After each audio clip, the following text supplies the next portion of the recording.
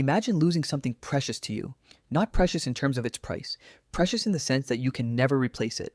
Your grandfather's watch, your mother's ring, something that, if stolen, makes you feel like a part of you was stolen along with it. At that moment, your brain behaves in a strange way. It doesn't think about material value at all.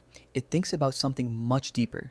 But the real reason why this happens is far stranger than you might think.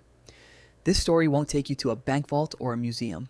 It will take you to a gold cup stolen from an exhibition hall in London in 1966, and the dog that found it. Stay with me. The perfect heist in broad daylight.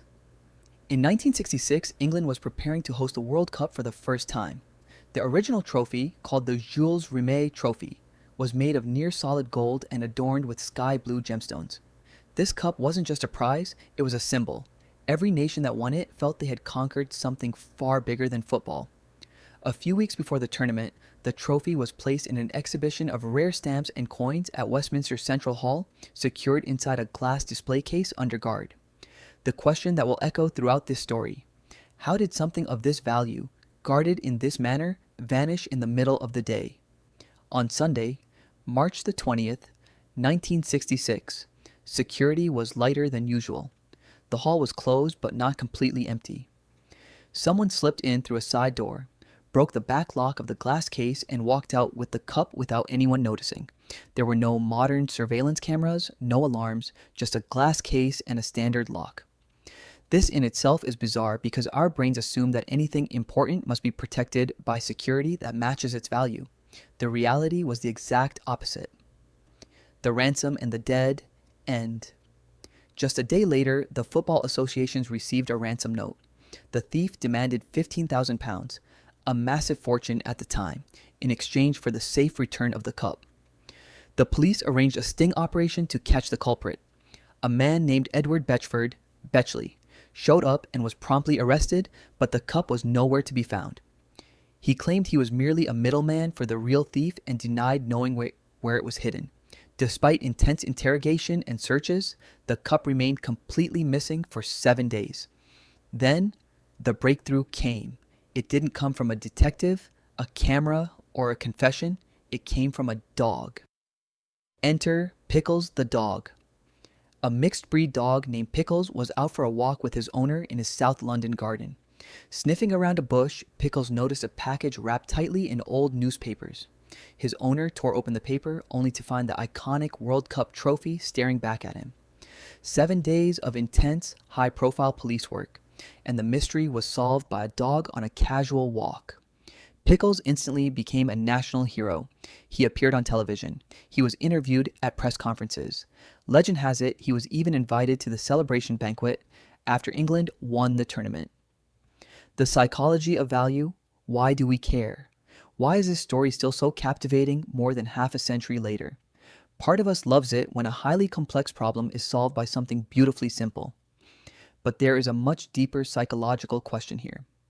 Why was a metal cup, which could easily be replicated as an exact physical copy, so incredibly valuable to everyone in the first place? 1. Essentialism, Paul Bloom. Paul Bloom, a professor of psychology at Yale University, has spent years researching a concept called essentialism. His work shows that the human brain does not value objects based solely on their physical shape or chemical composition. We value them based on their history.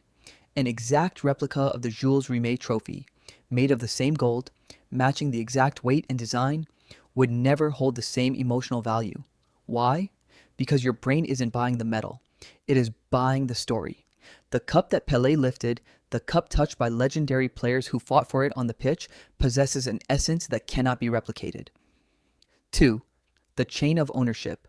Ori Friedman. This isn't just abstract philosophy. Ori Friedman, a professor of psychology at the University of Waterloo, conducted studies on how children and adults perceive ownership. He discovered that even young children associate ownership not just with who holds an object right now, but with the history of who touched it first and what their intentions were. The feeling of "this is mine" or "this is important" is built on a historical narrative we aren't even consciously aware of. 3. The moral distance of objects. Dan Ariely. Behavioral economist Dan Ariely has conducted decades of research on honesty and theft. He discovered a fascinating quirk in human psychology. People do not steal cash as easily as they steal objects. In his experiments, when participants were given the opportunity to steal pencils or office supplies instead of actual dollar bills, cheating increased dramatically. Our brains place a moral distance between cash and an object. Stealing a physical item doesn't feel like theft to our conscience in the same way stealing money does. This is likely what happened with the Jules Rimet trophy. The thief stole a cup, not a safe full of cash. Psychologically, that decision felt lighter, even though the historical value of the cup was immeasurably higher. The tragic twist. This story does not have a permanent happy ending. In 1983, 17 years after Pickles saved the day, the trophy was stolen again. This time, it was taken from the headquarters of the Brazilian Football Confederation in Rio de Janeiro, where it was being kept permanently after Brazil won their third World Cup. This time, there was no heroic dog, no miracle. Investigators believe the thieves melted the trophy down and sold it as gold bullion. To this day, the original cup that Pelé lifted no longer exists. The trophies seen in museums today are merely replicas.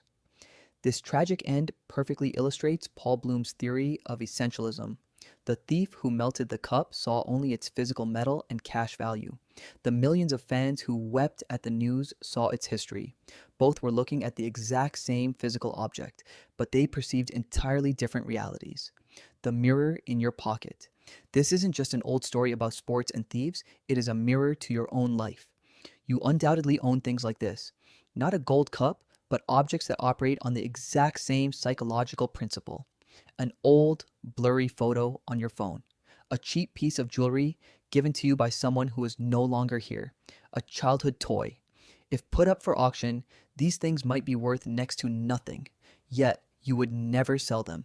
You aren't being irrational. Your brain is simply wired like the brains of those who stood in awe of the Jules Rimet trophy in 1966. You value the story behind the object far more than the object itself. It also explains why we love stories like the one about Pickles. It reminds us that true value doesn't always lie where we expect it. The solution didn't come from a state-of-the-art security system, it came from a dog on an ordinary afternoon walk. So, imagine again losing that one thing you can never replace. This time, you understand exactly why it hurts so much. It isn't because the object is physically extraordinary. It is because you, like every human before you, are hardwired to love the story more than the metal.